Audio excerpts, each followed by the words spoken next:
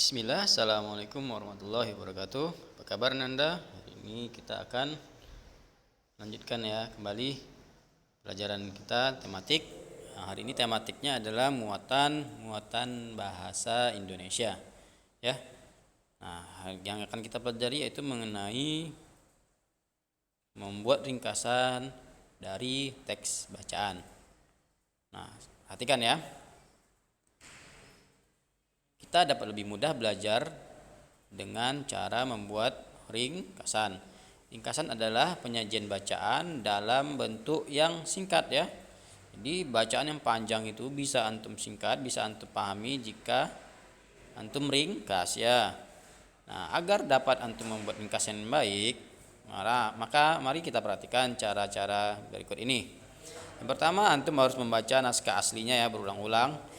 Baca naskah aslinya berulang-ulang hingga antum memahami isi teks bacaan itu. Kemudian mencatat gagasan pokoknya. Gagasan pokoknya antum catat, kemudian kita susun ringkasannya berdasarkan gagasan pokok. Kemudian buat kalimat baru. Ya, buat kalimat baru yang sesuai dengan pemahaman antum. Kemudian ketentuan tambahan saat menyusun ringkasan kita antum buat dalam kalimat tunggal. Ya, kita lanjut. Nah, tadi antum sudah tahu caranya ya. Cara membuat ringkasan tadi sudah tahu ya, empat langkah ya. Baca berulang-ulang, mencatat gagasan pokok, menggunakan kalimat baru dan ketentuan tambahan ya. Nah, sekarang ada teks ya. Di sini ada teks. Dah. Nah, kita baca ya. Kita baca bekerja sama dalam perbedaan. Ya, kita baca bersama-sama. Nah, dalam perbedaan menyambut hari kemerdekaan, Sekolah Madya akan mengadakan lomba lampu hias.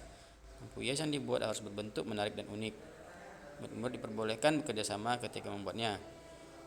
Madya dan teman-teman sangat antusias mengikuti lomba lampu hias. Nah, ya, baca ya.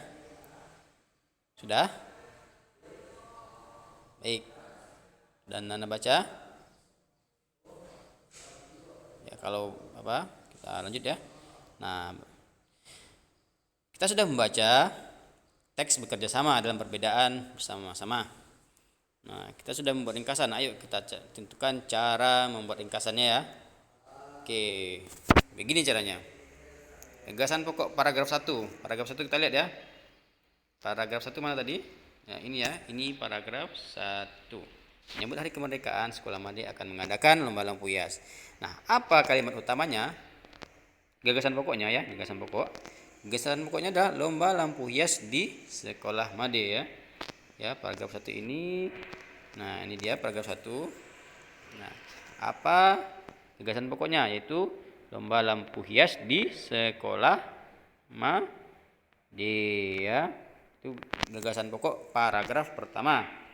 Nah, kemudian gagasan pokok paragraf kedua. Rasa antusias Madya dan teman-temannya. Kita baca lagi ya. Ini paragraf kedua ya. Madya dan teman-temannya sangat antusias mengikuti lomba lampu hias. Nah, berarti gagasan pokoknya berada pada kalimat utama. Itu kalimat dia berada di kalimat pertama ya. Nah, itu cara mudahnya ya. Antum lihat kalimat pertamanya.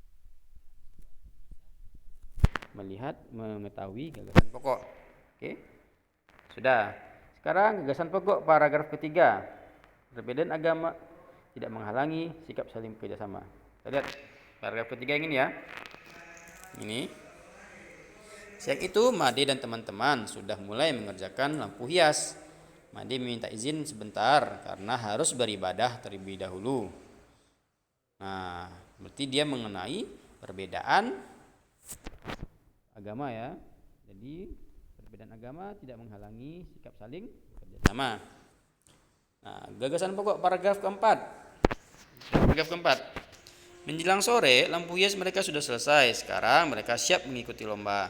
Ternyata perbedaan tidak menghalangi mereka untuk bekerja sama menyelesaikan lampu hias. Mereka membiasakan budaya toleransi dan saling menghargai ya. Oke, jadi apa gagasan pokoknya?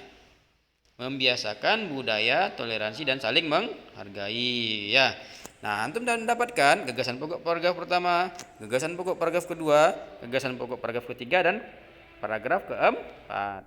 Nah, setelah itu antum gabungkan ya. Ini dia. Nah, inilah hasil akhir dari gagasan pokok yang kita kumpulkan tadi ya. Nah, inilah ringkasan teks bacaannya. Sekolah Made akan mengadakan lomba lampu hias.